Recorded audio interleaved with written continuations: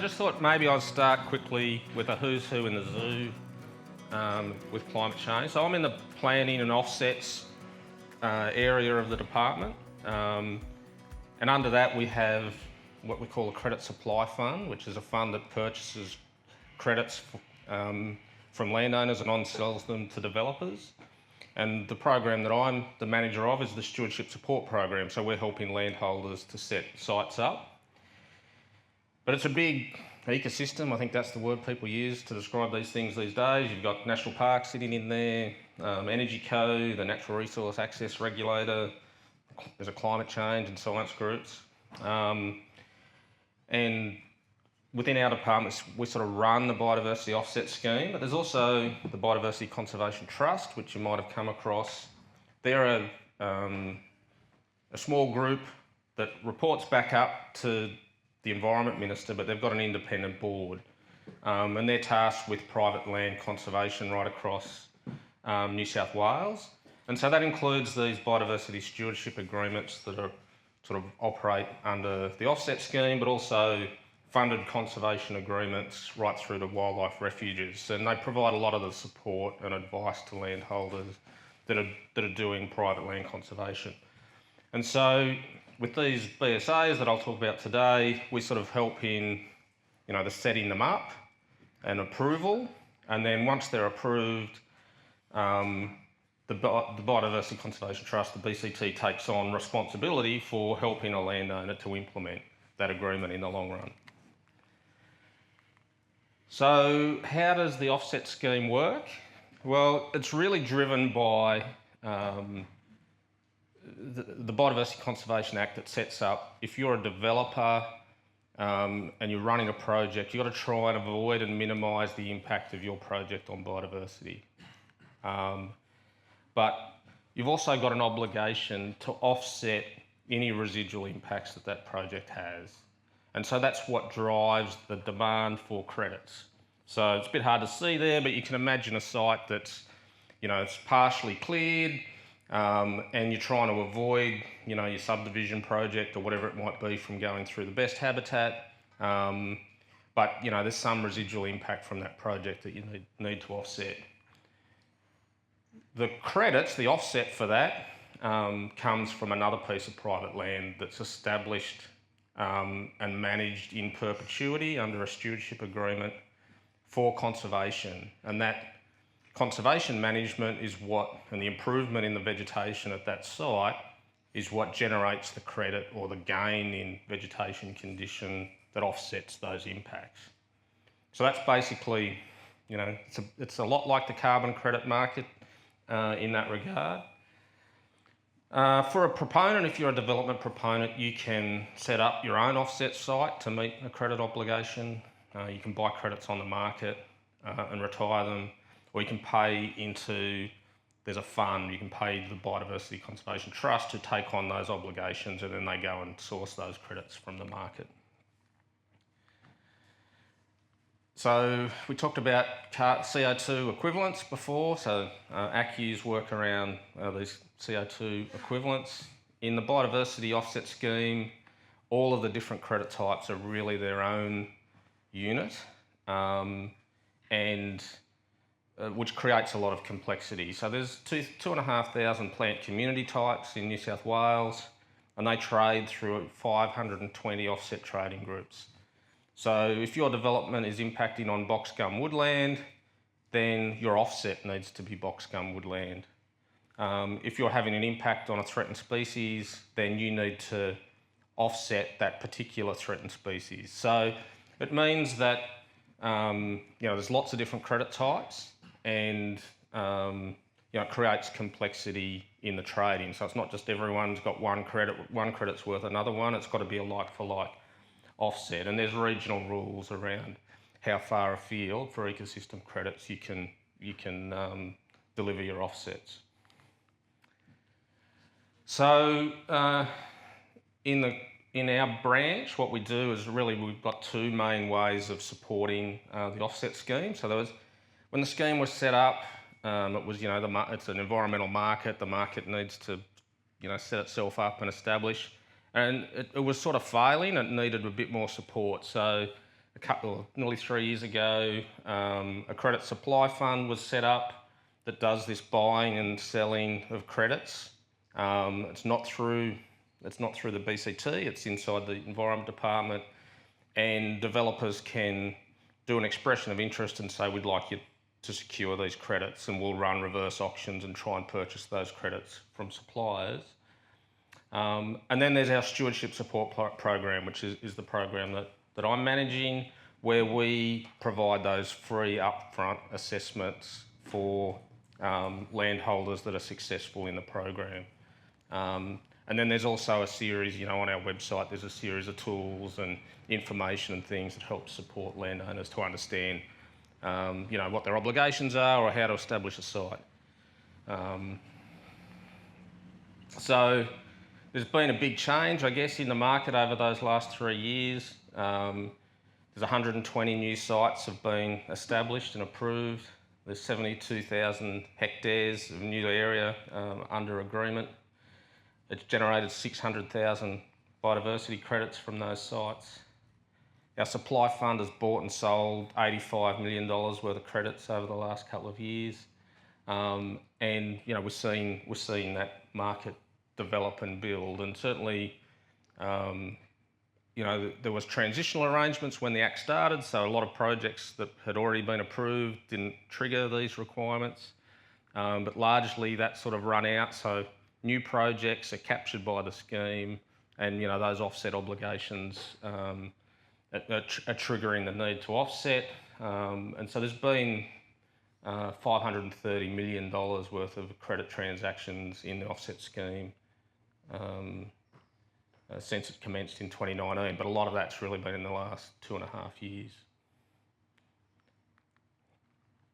In terms of our program, we've had 580 landholders apply to see whether we can support them.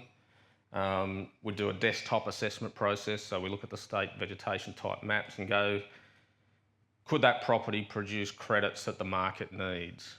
And often, there's some really great conservation properties out there that would be awesome to have in agreements, but they don't line up with any development requirements. So they wouldn't create a credit that they could sell into the market, and that's a really important component. We've done 130 sites where we've gone and done an on-ground assessment, and there's 60 of those that are progressing at different stages of progress to establishing a BSA. So we've got 20 that are submitted for approval at the moment, and that's sort of a map of the Central West. Where are we? I can't even read that. Dubbo. Showing the sites in and around the region. So what do those steps look like for a landholder? You really, I guess it's doing some homework to go, is establishing a permanent conservation agreement on my property something that I want to do? And that's a really important step to make because they're in perpetuity agreements. Would my property generate credits that the market needs? And if you've got a wind farm or energy co knocking on the door and sort of looking over the fence and saying, well, hang on, you might have something that we need, well, that's a pretty good sign, but we've got tools and things on the website that can help with that. If you express interest into our program, then we sort of do, that's the assessment work that we do, and then we send our ecologists out. We've got a team of 20 ecologists out to do those on-ground assessments. And then once, I guess the process requires the establishment of a management plan and calculation of what's called a total fund deposit, and I'll go through that in a minute. And then if that's all hunky-dory, it gets submitted, gets a really thorough peer review to make sure that plan meets the requirements of the scheme, that the management plan is tackling the threats to biodiversity on that property, and that the funding that's inside that management plan will be adequate to do that management on an ongoing basis. And then the BSA sort of sits there, and once you go through those steps, you've got 5 years to execute your agreement. And it's really that step of when you execute the agreement is when you're signing that property up for that in perpetuity agreement. That's when the credits get created, and that's when you can buy and sell, or you can sell those credits into the market. So what are some of the benefits of establishing a BSA? I guess it's a bit like the discussion around the soil carbon projects. They're certainly not for everyone, but if you've got an area of native vegetation, reasonably in the Central West, we probably need around 200 hectares, or more, of native vegetation that you're willing to include under a stewardship agreement, and it can provide ongoing funding for management. It can help diversify the income stream for your farm because you're getting some land, you're getting annual payments out of that stewardship agreement to conduct those management actions.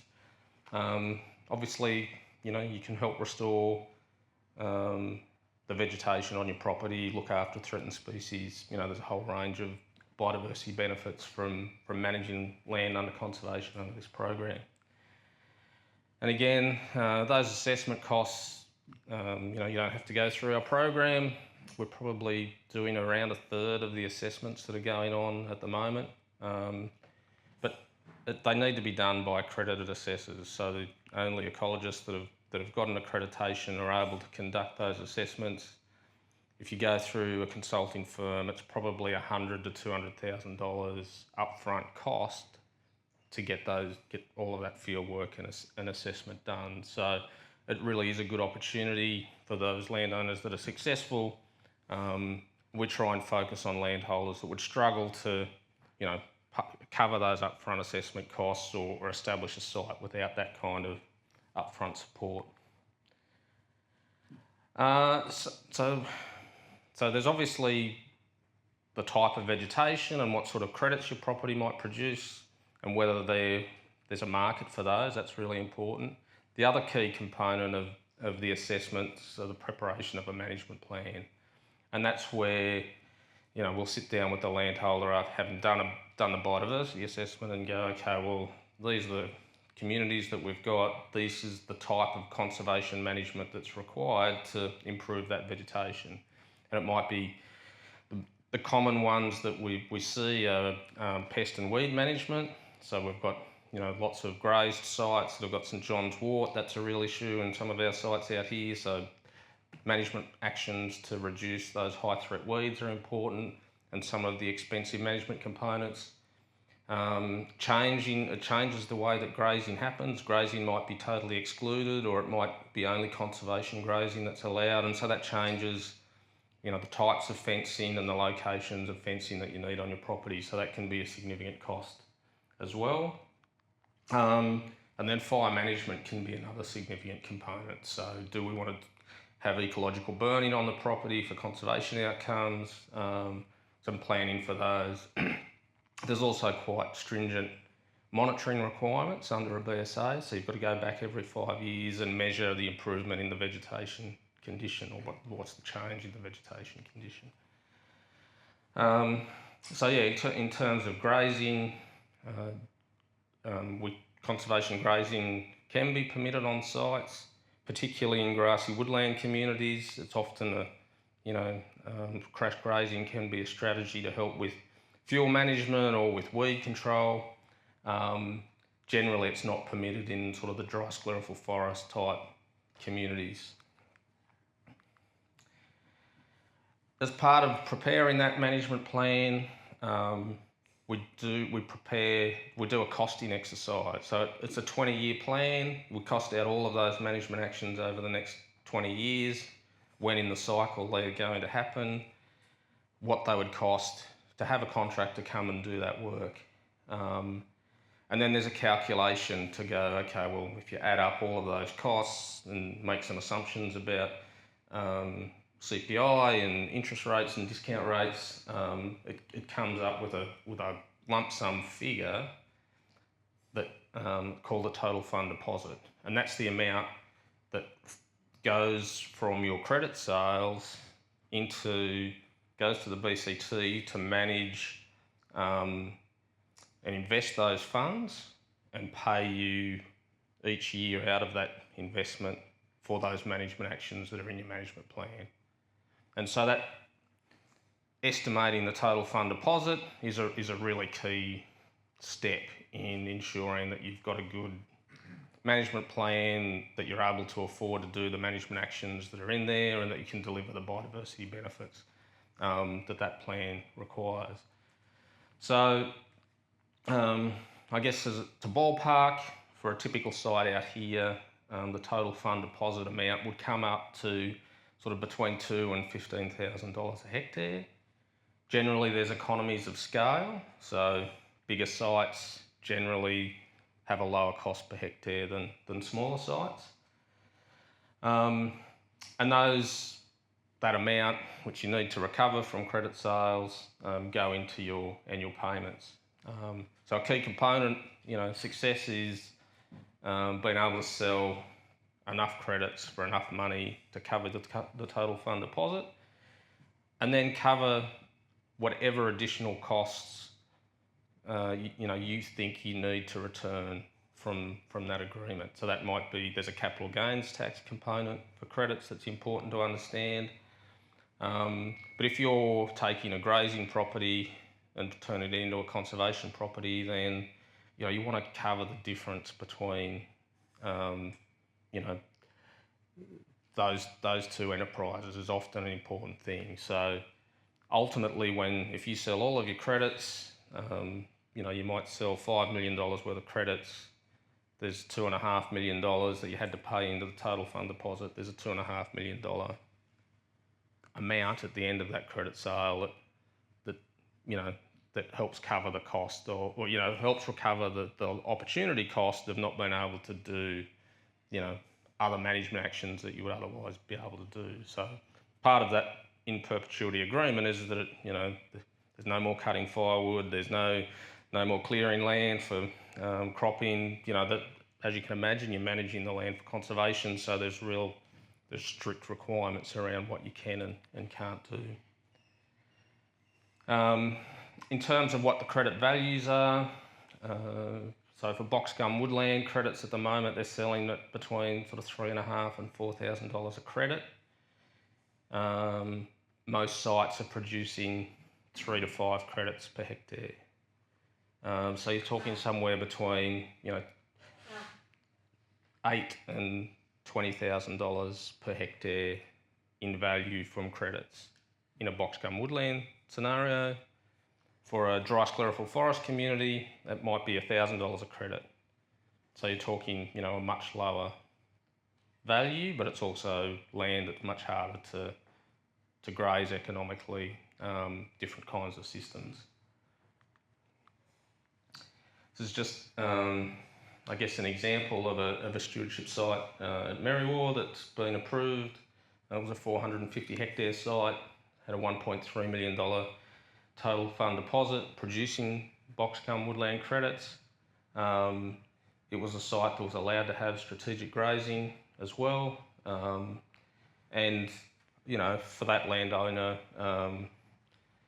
grazing management that increased biodiversity values, was an important component, I guess, of their management plan and strategy.